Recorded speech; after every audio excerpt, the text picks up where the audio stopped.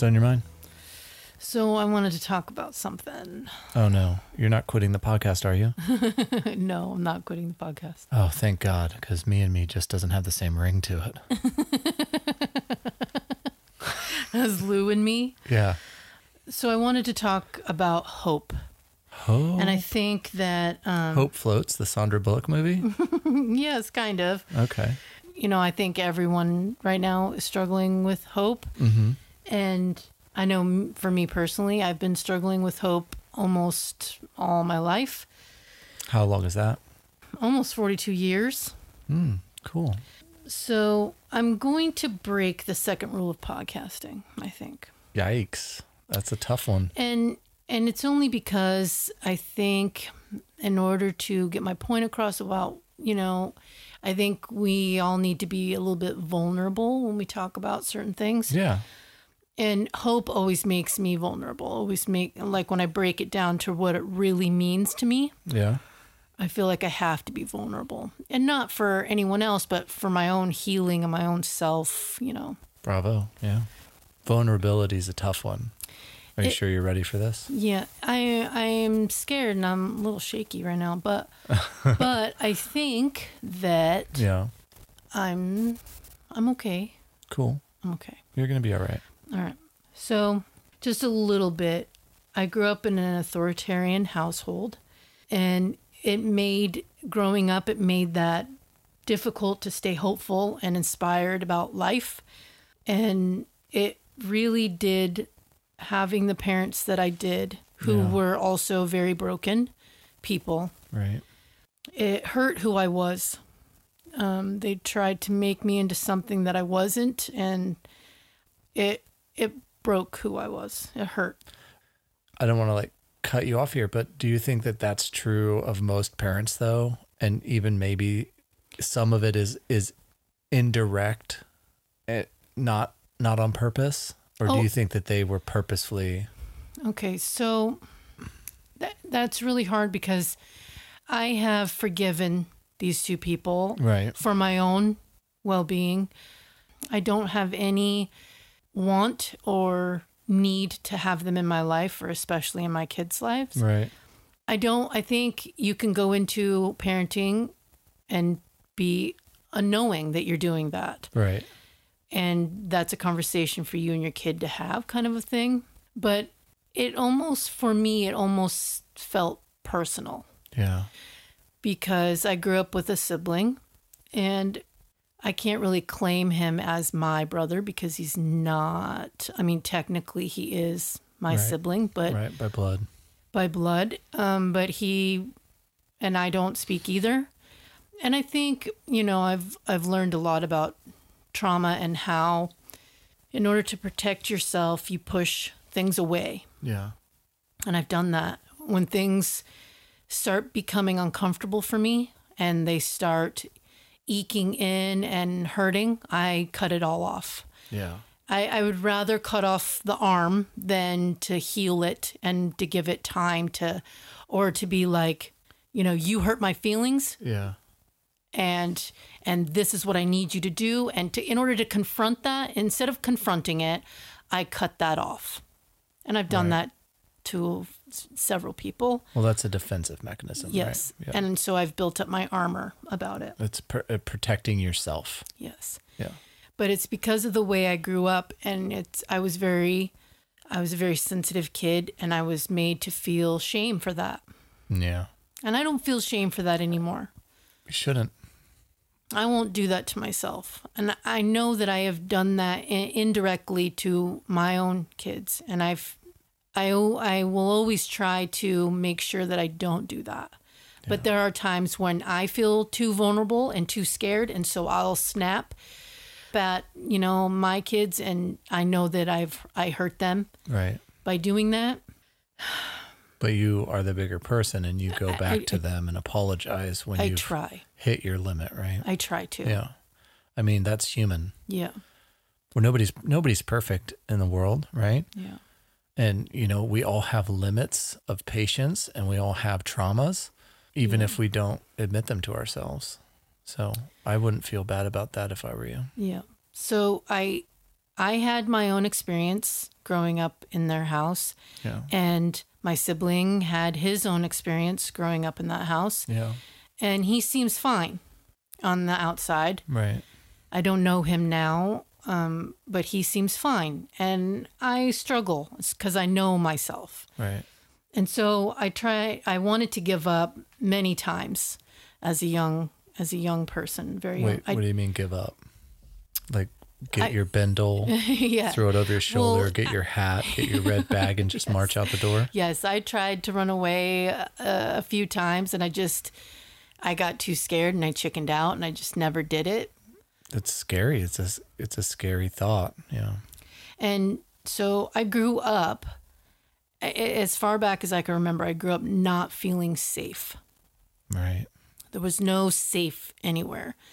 And I wasn't a good sleeper, and I had bad dreams, and I wet the bed a lot. And so there was a lot of like guilt, shame, punishment. And I didn't feel normal. You're safe. And so as a young person, I tried to self-harm, and I wanted to end my life. And I felt like that was my choice. Right. And reverie kept me holding on to what I know now is hope. I didn't have a name for it back then, but I do now. And it was, just daydreaming about being older and being on my own and being free and, being with, my animals or whoever or whatever, and just living my life on my terms of it. Right. Back then, I thought I was just being a chicken. I was just too scared to do this or to do that. But now I know that it was something deep inside that was like, just hold on for just a little bit, right? Just hang on, just wait just a second. And I didn't know that was hope. I know now that was hope, and I still get tripped up today about certain things, and I go, okay, wait a minute, just be still, just hang on for just a minute. I had huge parts of like where things were a little bit okay, or, one of my parents got a good job and they were happy, and so things were okay, but then it always like kind of seemed to fall apart, and then it was devolve back. Yeah, and then it was always, back to them being very, very angry. Yeah. About their own life. Yeah. And then they had the burden of me, and but that's how I felt. Oh. I felt I was a terrible burden. Yeah. And that's why I don't want to be a burden on you and our family. You're never going to be a burden on any of us. Children aren't supposed to be a burden. They're supposed to be a blessing. I know. And if you felt like a burden, then they clearly weren't giving you what it is that you needed. Mm-hmm. I mean, I didn't have a wonderful childhood, but I don't recall daydreaming about being free. Yeah.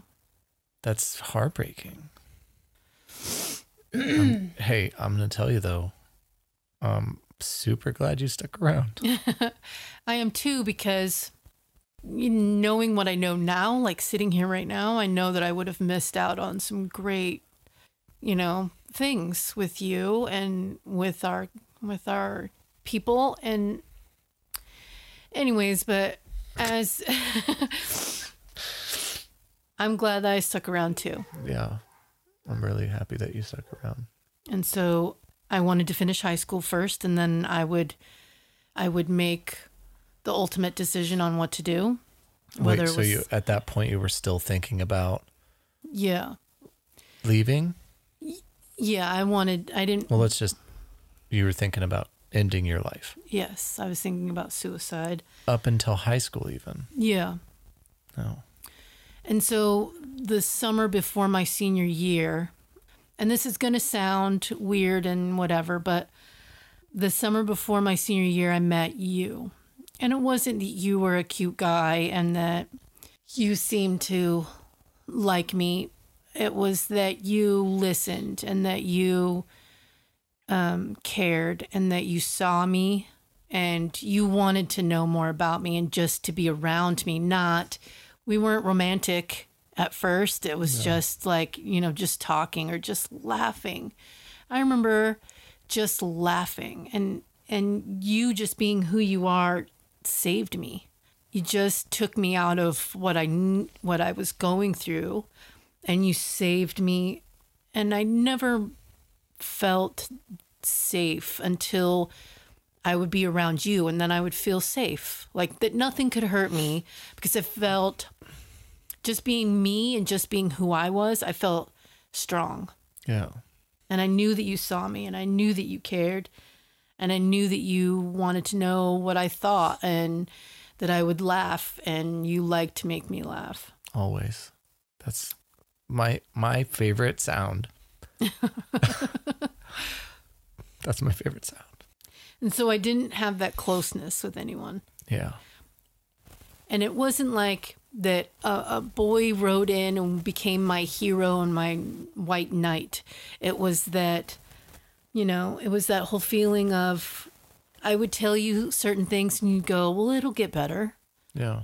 It'll get better. Just, I've always lived my life with some level of optimism and hope and just belief that the future held more. Yeah. Even if right now sucks. Yeah.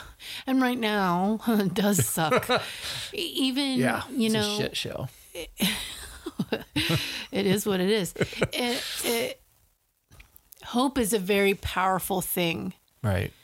But you have to be able to quiet your head a minute and think about what's the next right thing. Yeah. And act on that and follow your gut. And that I've learned a lot in the last, 3-4 decades that you and I have been together. Yeah. I've learned a lot, and not because of you, but alongside of you, which I think is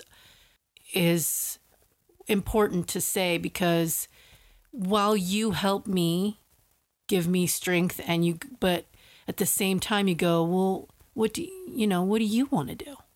Yeah. How do you want to do this? Yeah, it's a partnership. It's not me riding in and kissing you awake out of some fairy tale dream, right? I'm not Prince Charming. I'm just your best friend. Yeah, you were my friend first and foremost. Yeah. And then you were someone that I needed to just hang out with because it made me feel better and made me feel stronger. And I can't get over it. You just cared. And it's sad to say, but I've had friendships, but they were very surface level kind of friendships, right? It would fall apart, and then and then it would evolve into something else, but it never was real. I couldn't tell anybody what was going on at home because, one, I didn't want anyone to get in trouble. Right. Two, I was scared to death of every little thing. Yeah. And I was scared of not being strong enough to deal with it all. But you just laughing with you was enough to make it all better. I mean, to this day, 24 years later, whenever I'm not feeling good, I immediately come find you because just your presence improves my mood. Yeah. And it's what I'm saying to you is it's not one way, it's mutual.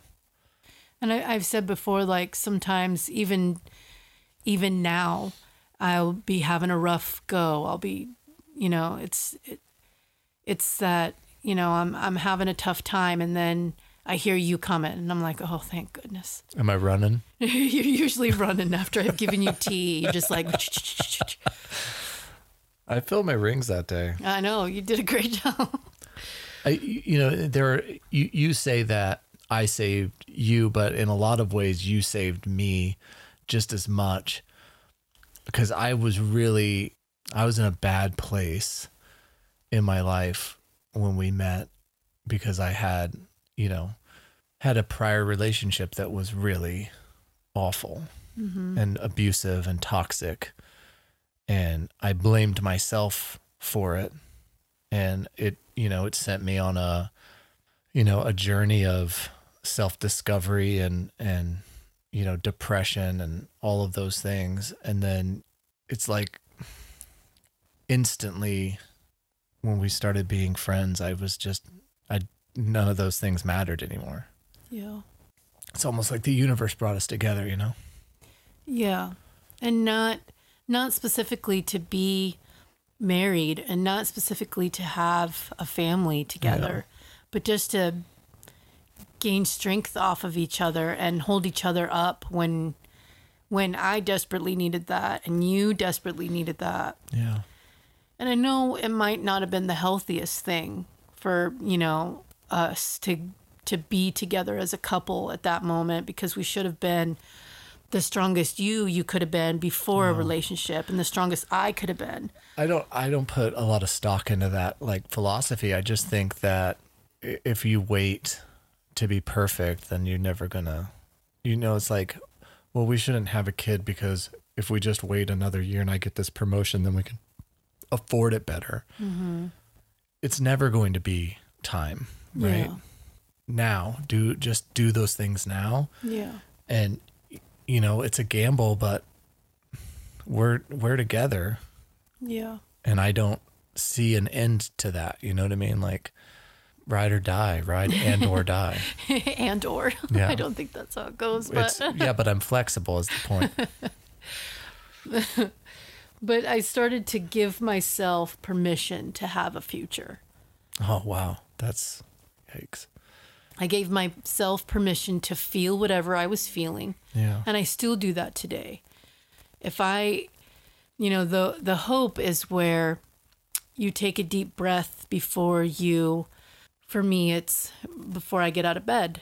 I take a deep breath and I let it go and I put my feet on the floor and that's it, right? And it's, you take a deep breath before you put your mask on, before you go into the store, or before you walk into a job interview, or after a poop. You take that deep breath. That's hope. Yeah. And you let it go, knowing that whatever happens, that it's going to be fine. Yeah. Because it's like that quote, the bird isn't worried about the branch breaking because it knows that it's strong enough to hold itself up.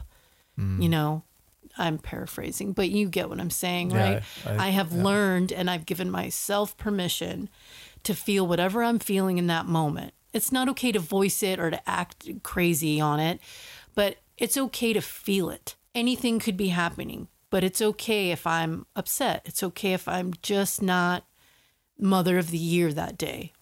Yeah. And it's okay that I'm not an apron wearing housewife. Oh, that's antiquated. I know, but that's still bullshit. It's still a guilt thing. You feel guilt about not wanting to be that? I've wanted to be that. I've wanted to be that kind of mom that has, baked cookies. Yeah. Welcome home. Yeah, and I can't. I just can't be that. But and that image is media propaganda from the 50s. Nobody was that. That's not how people really were. Yeah.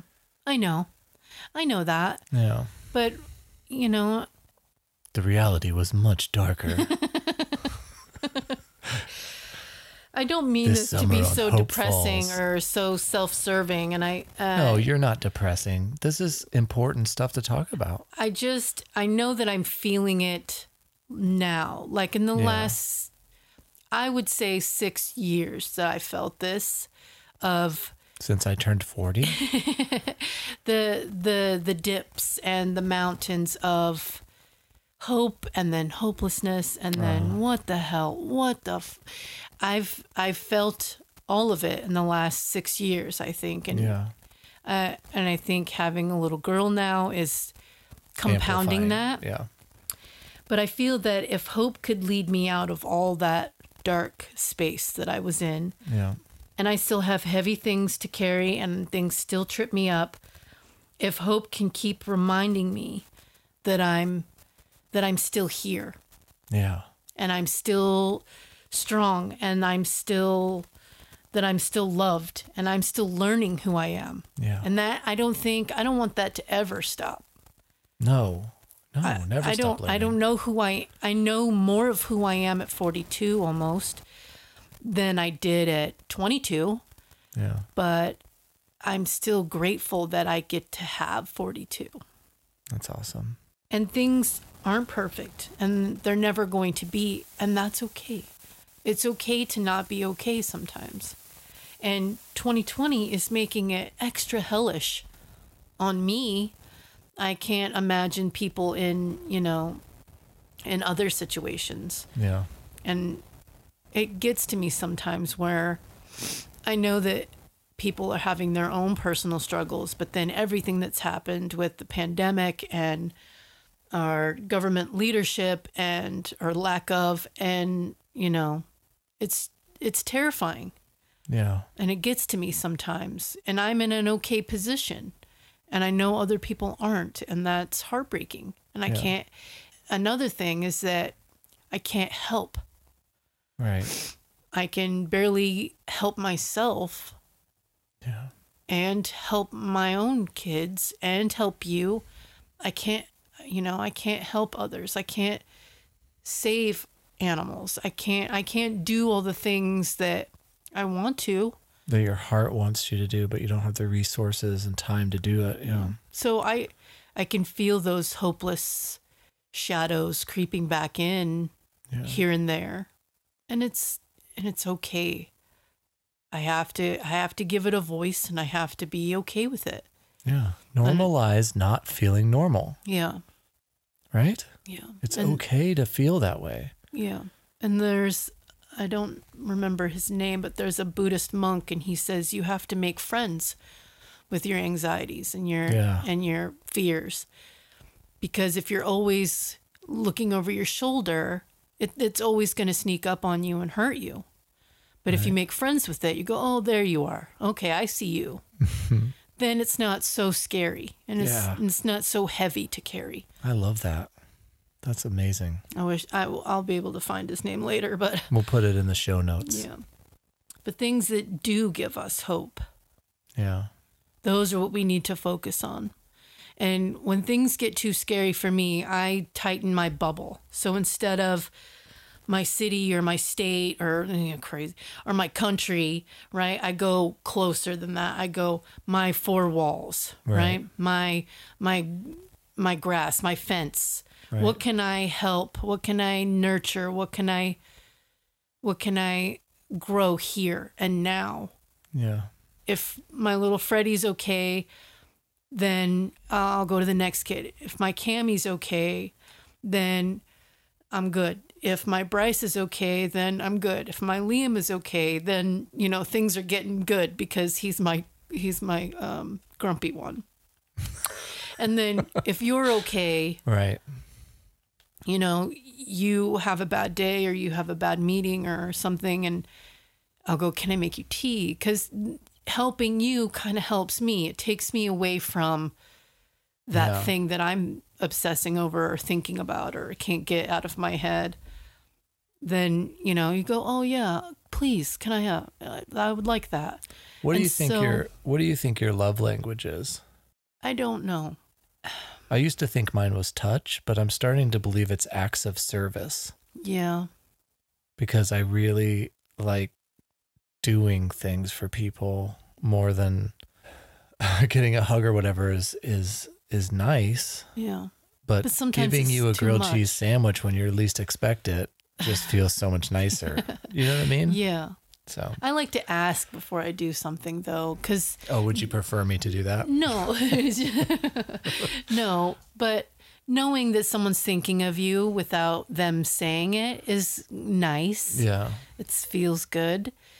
You can always give that grilled cheese sandwich to one of the kids if you're not hungry. It's the thought, right? Yeah. Yeah. But if you go, can I make you a grilled cheese sandwich? That means just as much to me. Mm. I do like making you sandwiches. I know. Or whatever you want. I know. And so at the end of the day, and I'll recline in my chair, and my cat, Dolly, she'll lay right on my chest. She doesn't. I love that cats really just don't care if you're in the mood or not. They're just like, here's my spot. Let me purr in your face. Yeah. And at first I'm like, what the hell is this cat? And then I go, oh, okay, never mind. I like it. And she knows that it makes me feel better. Yeah. I think that she can feel that. And she's, 14 years old. She doesn't She doesn't care. No. She's a cat. She doesn't care. My Well, dogs she's are a honey badger. Yeah, my dogs are the same way. Even our new rescue, I'll just come upstairs and sit in my office for a minute, and she'll just plop her face right on my lap. Yeah. She's like, I know you need to pet me right now. Yeah. Because that feels good, right? So my animals know me and they love me, I think. And that makes me feel better. Makes me feel hopeful. Being outside and listening to the trees, it's like scientifically proven that if you listen to the trees and be outside in a foresty type, it does wonders. It like releases serotonin and all those feel good things. Connected with nature, right? Yeah. Like that's why hippies walk around barefoot. Yeah, it's called earthing or grounding. Grounding, yeah. It's No, it's legit. It's a legit thing. You really can feel at one with nature if you let it. If you let it happen, it's pretty cool. Yeah. It's pretty cool. And music. Yeah. Music is a good one. It doesn't always have to be sad country songs. It can be like, even in like a really sad moment, you can just, put on some Queen or something. And then you're just like, oh, okay, well. Well, you've been listening to a lot of the soundtrack from Harley Quinn movie, right? Yes, I listened to that. And it's kind of an upbeat. Yeah, I listened to the new Chicks album, which is heartbreaking. Yeah, it is. And then there's making art, right? Yeah. No matter what form it is, whether it's buying paint at Home Depot, or it's taking photos of your little girl blowing bubbles, right? Or your dogs or something. Blowing bubbles? Yeah, no, just your dogs playing around. They don't blow bubbles. That would be so cute if they did. Yeah, that'd be cute. I'm going to picture that from now on. Or taking a nap. Naps. Sometimes that's what you need. When you're a kid, you're like, naps are for losers. And then by the time you turn 40, you're like, naps, I wish I could take more of those. Yeah. Or painting your nails. I love painting my nails. Yeah, you like doing that. I do. It feels right. It feels like it feels like that's what my nails are supposed to be. Yeah. And even with Freddie, I just did glitter on her nails a little while ago. And she was, every once in a while, she's like, she looks at them and she's like, look at the sparkle. Even she's just talking to herself. She doesn't know I'm watching, but it just makes you feel a little, self-cared. That's adorable. Or watching movies, even if it's the same one every night. Well, I think that goes back to the anxiety thing. If you can predict what's going to happen and everything works out okay, then... Oh, you're talking about Harley Quinn. I thought you meant like you and I watching the same movie overnight. No. I'm not. No, you don't like doing that. Yeah, I don't. And then there's chocolate. Oh, chocolate. Yeah. Wait, chocolate gives you hope? Yeah, doesn't it? Yeah, I guess so. God, you're like they can make chocolate. And then there's hugs. Hugs are good, I think. I like hugs. I like hugs as long as they, don't last too long, kind of a thing. Like a nice, good hug. I'm here for you, dude. I like those. I'm here for you, dude. That's okay. That's it for the rest of our marriage. I'm gonna just be like, oh, here you go. I'm there for you, dude.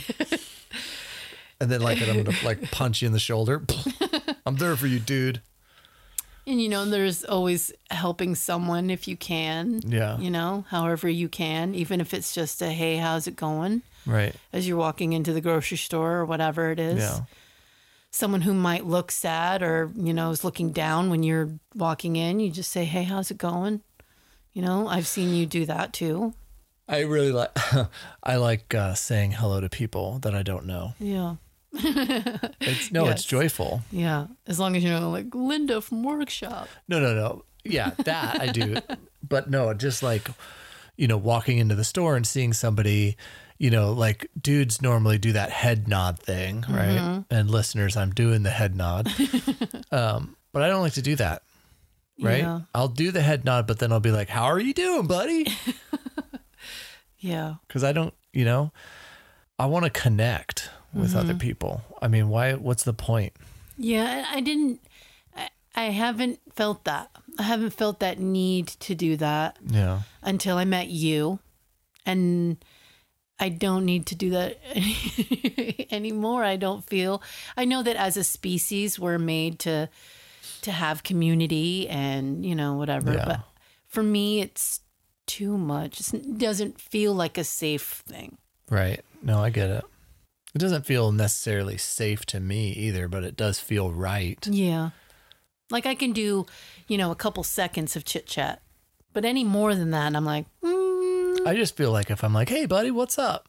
And then they try to like kill me or something, I could be like, wait a minute, I thought we were buddies. Oh, no. Why are you trying to kill me? Voting's a good, hopeful. Well, yeah, voting is hopeful. I'm a little concerned about stuff he said last night in the debate, though, because now I feel like it's going to be not a safe thing to do. Yeah. I'm hopeful that early voting isn't a long process. Yeah, I that'd don't be want nice. to. I don't want to be exposed to other people Yeah. and their germsies. Right. Other than that, I think I've tried to be hopeful my whole life without even knowing what that word was really, Right. or what it, to pin it down and to say, the definition of hope is a feeling of expectation and desire for a certain thing to happen. Right. But that, that could also go in the opposite direction, something to not happen, just in order to just be calm in a situation, Right. or to, the absence of looks at you, or, you know what I mean? Right. You can apply hope to any outcome that you want. Yeah. Right. Yeah. I think that's pretty cool. Yeah. And there's a Scottish proverb that I like a lot. Mm-hmm. It's, were it not for hope, the heart would break. And I feel that for me too, because, Yeah. I've said before, like, I give up or I quit, right? Right. But then there's that little tiny spark inside your chest that's like, we're not going to give up. We're just going to hang out for a second. We're going to take a minute. We're going to take a couple deep breaths, and then, maybe we'll try again some other time. Right. So that's hope. That's that little glimmer of, what, maybe it's not working this way, but maybe it'll work another day or another time, or maybe this time, right? And so you keep trying, and if it works, then you go, okay, well, then that's my gut telling me that, hope is a thing. And that could be applied to faith, and, sometimes religion helps people, and community does help people, but not everyone. Yeah, I agree with that.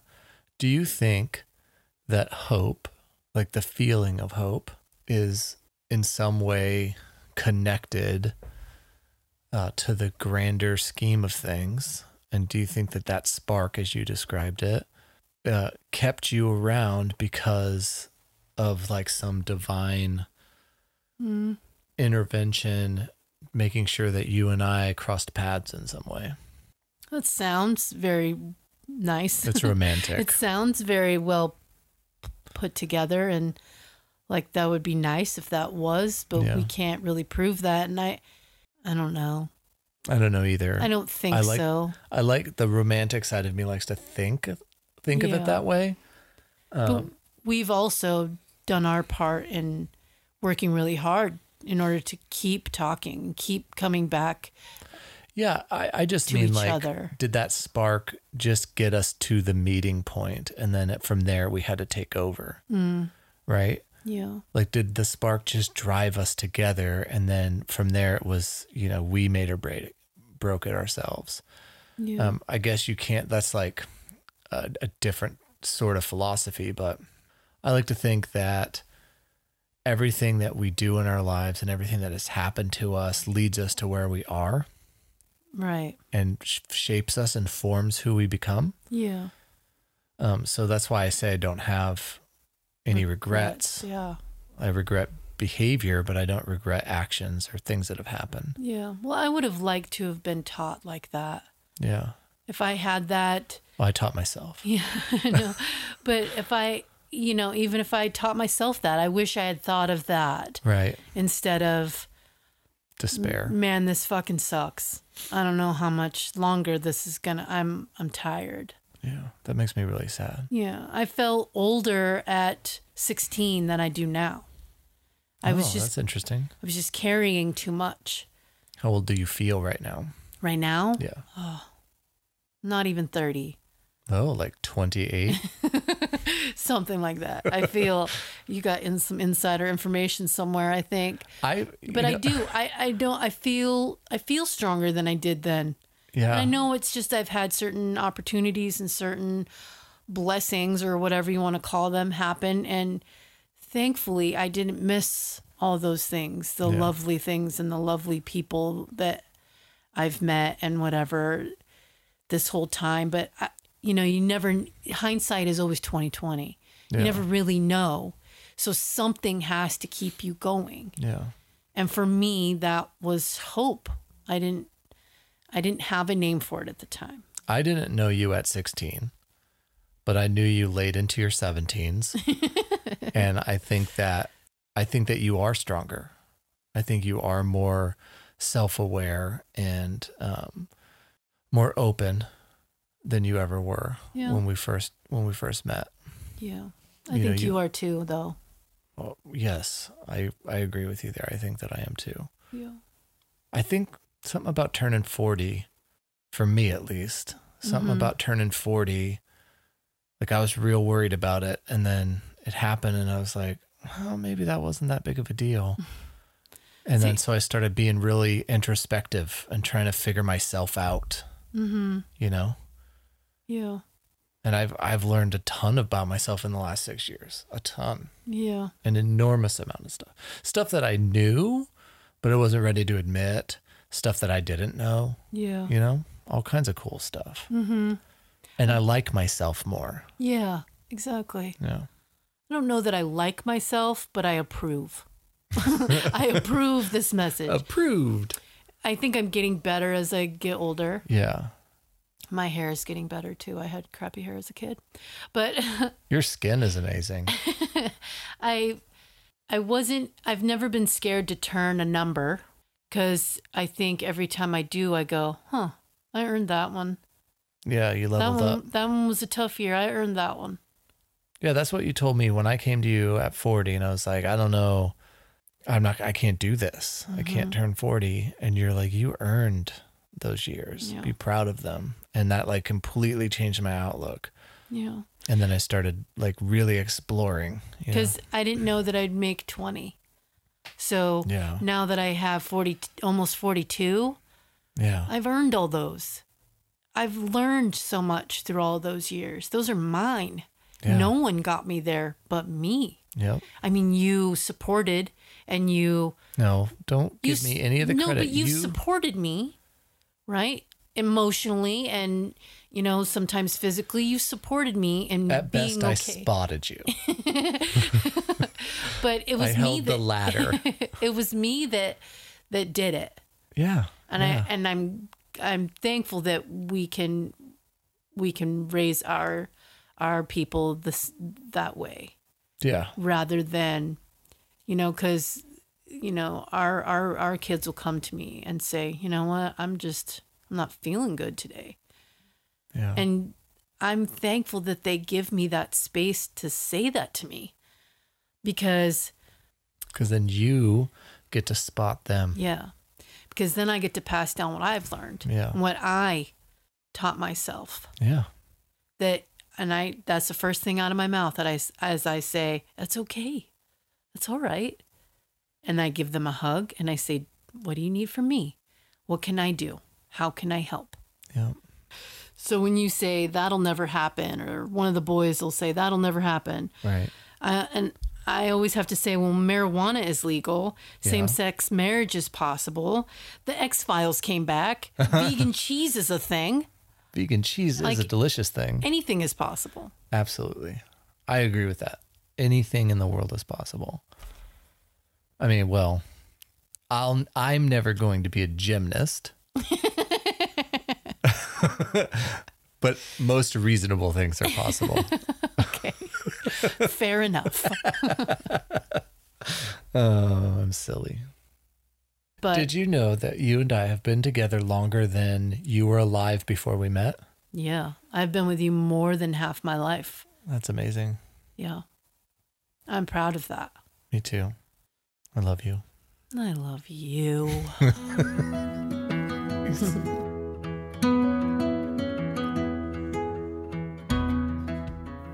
Hey, Lou. Yeah. Did you know that you can get a fact check and show notes if you go to louandmepodcast.com and listen to the episodes there? Really? Yeah. I mean, you can listen wherever you want. Spotify, YouTube, Facebook, Twitter, Nice. Instagram. But if you go to our website and listen, you're going to get a little bit of extra stuff there. First, right? First, yes, we post first on the website always. Awesome. It's louandmepodcast.com.